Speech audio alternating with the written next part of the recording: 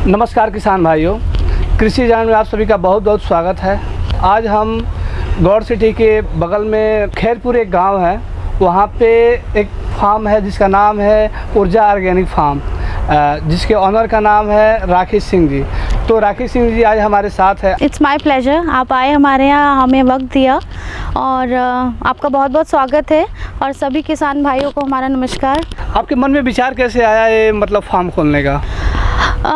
जी, मेरे को शुरू से ही नेचर के प्रति बहुत लगाव रहा है। बचपन से ही कह लीजिए, मुझे जंगल नेचर बहुत पसंद है।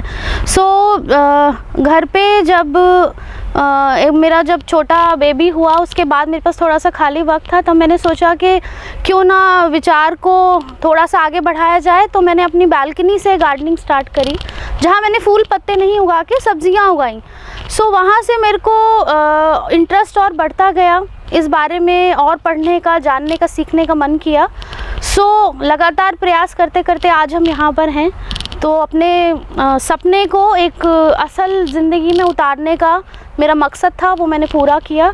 यहाँ पर एक खूबसूरत सी जगह बिल्ड करके, बनाकर, ताकि यहाँ सभी को देखने का मौका मिले, सीखने का, जानने का।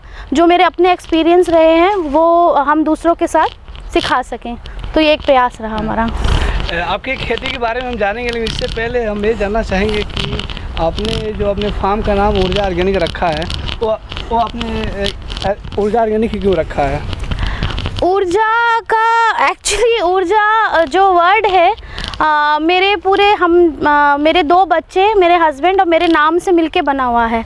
उद्यत मेरा छोटा बेटा है, रुद्र मेरा बड़ा बेटा है, आर से मेरा नाम है और जगवीर सिंह मेरे हस्बैंड का नाम है। तो हम सबका नाम मिलकर ये एक एकता के रूप में आया है। तो इस प्रकार से ऊर्जा का जन्म हुआ। जैसा कि हम देख पा रहे हैं कि छोटी छोटी सी क्यारियों में आपने ऑर्गेनिक तरीके से आपने खेती कर रखा, जैसे पालक है, मूली है, वो साग है, आपका सरसों है। तो आमतौर पे देखते हैं कि बहुत सारे किसान ये कहते हैं जब जैविक तरीके से खेती करते हैं तो खेती हमारी सफल नहीं हो पाती है। तो आप किस तरीके से सफलतापूर्वक खेती कर रही हैं इसका? जी, वो अपनी जगह गलत नहीं है अगर वो ये कहते हैं कि सफल नहीं हो पाती है, क्योंकि उनको सही जानकारी नहीं होती है कि कैसे इस चीज़ की शुरुआत की जाए। पहले तो अपने आप को नेचुरल या प्राकृतिक खेती के लिए जागरूक करें, पढ़ें, समझें। कोई बहुत नई चीज़ नहीं है, हमारे पूर्वज ये ऑलरेडी करते आए हैं पहले से। बहुत कुछ नई चीज़ें ईजाद नहीं हुई हैं। आपकी प्रकृति अपने आप में इतनी सक्षम होती है कि उसको ऊपर से कुछ देने की आपको ज़रूरत नहीं है। ये जो हम केमिकल देते हैं, यूरिया देते हैं और DAP, उससे हमें मालूम ही है सबको कि हमारी ज़मीनों का क्या हाल हो चुका है। किसान पहले प्राकृतिक करने से पहले अपने आप को अच्छी तरह एजुकेट करें, पढ़ें, समझें, तो वो ज़रूर इस चीज़ में कामयाब हो सकते हैं। और वही मैंने भी किया। मैं खेती बैकग्राउंड से नहीं हूँ, मैंने अपने आप को जागरूक किया, पढ़ा, समझा तरीक़ों को, और इस काबिल बने कि कुछ उगा सकें। किसान भाइयों, आपकी जानकारी के लिए बता दूंगी, जो मैम हैं वो IT सेक्टर से हैं और IT सेक्टर में कई बड़ी कंपनियों में काम कर चुकी हैं, लेकिन वो फिलहाल एग्रीकल्चर इंडस्ट्री से जुड़ी हुई और कृषि कार्य कर रही हैं। मैम, आपसे ये जानना चाहेंगे कि अब किसानों में मान्यता है कि जैसे कि इस समय जो भी हाइब्रिड सीड्स आ रहे हैं उनको फर्टिलाइज़र चाहिए, केमिकल चाहिए। तो हम ये जानना चाहेंगे कि आपने ये जो बुआई कर रखा है, इसमें आपने सीड्स आप कहाँ से लाई हैं और इन सीड्स का क्या क्या नाम है? देखिए, कुछ सीड जो हैं, कुछ बीज जो रहते हैं, वो हमने अपने साथियों से लिए जो ऑलरेडी पहले से ऑर्गेनिक कर रहे हैं, और कुछ सीड हमने हाइब्रिड ही लिए, जैसे नॉर्मल किसान जो दुकान से लेते हैं। हमने उन पे काम किया, उनको अगले सीड्स के लिए प्रिजर्व किया, सुरक्षित किया और फिर अपने सीड बनाए। ऐसा कुछ नहीं है कि हाइब्रिड प्राकृतिक खेती नहीं कर सकते, वो होता है। जैसे आपने अपने कंपनी का नाम ही है आपका ऊर्जा ऑर्गेनिक, तो जाहिर सी बात है इसमें मतलब जो भी कार्य होता है वो जैविक खेती से संबंधित सारे कार्य हो रहे हैं जी। तो जैसा कि हमें मेरी गोल्ड का मतलब यहाँ पर एक कैंपस स्कूल लगाया गया है, तो यहाँ पे भी मतलब पूरा ऑर्गेनिक खाद ही पड़ा है। बिल्कुल बिल्कुल, सब कुछ ऑर्गेनिक। ऑर्गेनिक से ज़्यादा मैं प्राकृतिक या नेचुरल वर्ड यूज़ करती हूँ, क्योंकि हम सब नेचर से मिलकर नेचर के मुताबिक काम करते हैं। नेचर से अलग हटके हम कुछ नहीं करते। तो जैसा कि हम ये देख पा रहे हैं कि मतलब वीड भी बहुत ज़्यादा है, इसमें घास बहुत सारे ज़्यादा आ गए। इनको कंट्रोल करने के लिए आप कौन सा मतलब ऑर्गेनिक तरीके से किस तरह कंट्रोल करती हैं? देखिए, नेचुरल खेती में जो वीड है वो केवल और केवल हाथ से निकाल के या मैनुअल लेबर से ही कंट्रोल होता है। उसके अलावा एक मेथड और है। जैसे अब बरसात ख़त्म होगी तो हमारे यहाँ मल्चिंग होती है। आप अगर ये एरिया देखेंगे तो इस एरिया में मल्च ज़्यादा है, तो यहाँ बिल्कुल आपको बहुत ही कम वीड नज़र आएगा। तो हमारा ये एक तरीका रहता है जिससे हम ज़्यादा से ज़्यादा अपना जो खरपतवार होती है उसे सुखा के वापस बेड में बिछा देते हैं, तो उससे कंट्रोल रहता है। काफ़ी क्यारियाँ हमारी इसी तरह से बनी हैं। अब जब हमारा वीड जो निकलेगा मैनुअली हम उसको सुखाएंगे और वापस इसी में बिछा देंगे, जैसे हमने यहाँ बिछाया हुआ है, तो हमारा वीड थोड़ा कंट्रोल हो जाता है काफ़ी हद तक।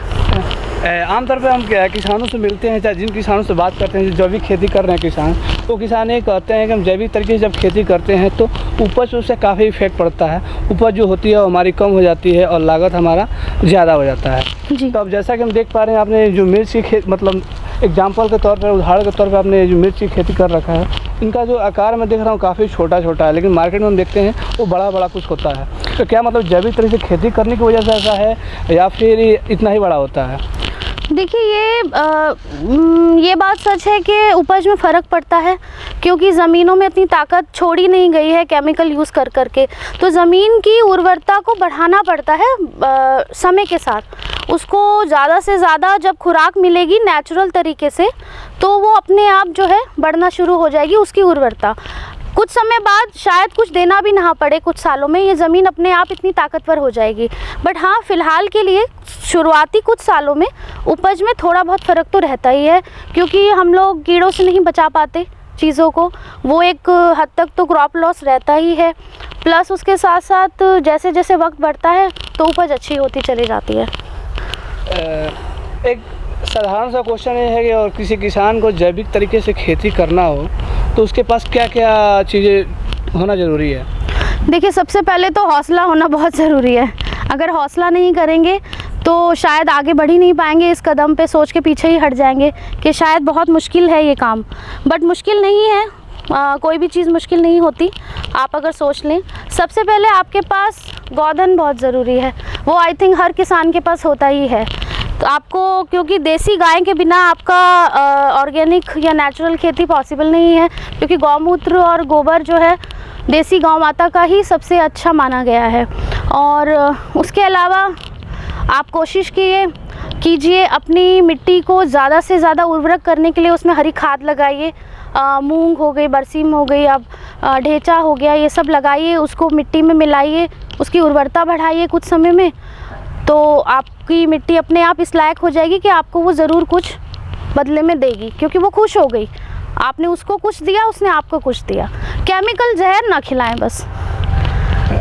जैसे कि और कोई हमारे कृषि नहर से जुड़े हुए बहुत सारे ऐसे किसान हैं जो इसमें आपको देख पा रहे हैं, तो हम ये जानना चाहेंगे कि अगर कोई किसान अगर जैविक खेती करना चाहता है तो स्टार्टिंग उसकी लागत कितनी आती है? देखिए, आप अगर पहले से आपके पास खेत है तो आप अपने खेत में पूरी जैविक ना करके एक छोटे हिस्से से स्टार्ट कीजिए।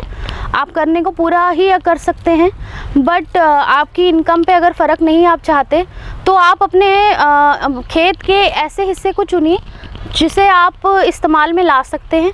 उसकी बाउंड्री मजबूत कीजिए ताकि वो केमिकल या आपके जो फार्मिंग है उससे अलग रहे, और उस एरिया पे काम करना शुरू कीजिए और धीरे धीरे प्रति साल उस एरिया को बढ़ाते रहें।